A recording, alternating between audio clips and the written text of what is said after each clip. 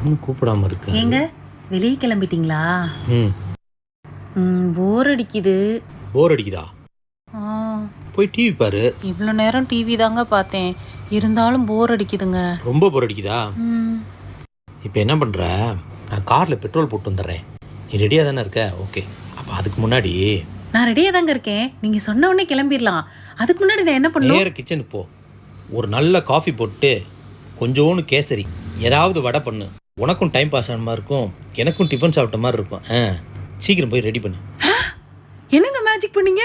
போர் அடிக்கல? போரெல்லாம் பறந்து போயிடுச்சு. அடங்கப்பா, இது உலக நடிப்புடா சாமி.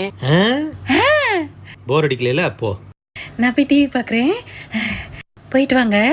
எப்போவுமே நைட்டியோட சுற்ற வேண்டியது, இன்னைக்கு என்னடானா சுடிதாரோட இருக்கும்போதே எனக்கு தெரியும்டி ஏதோ பிளானாக போடுறேன்னு.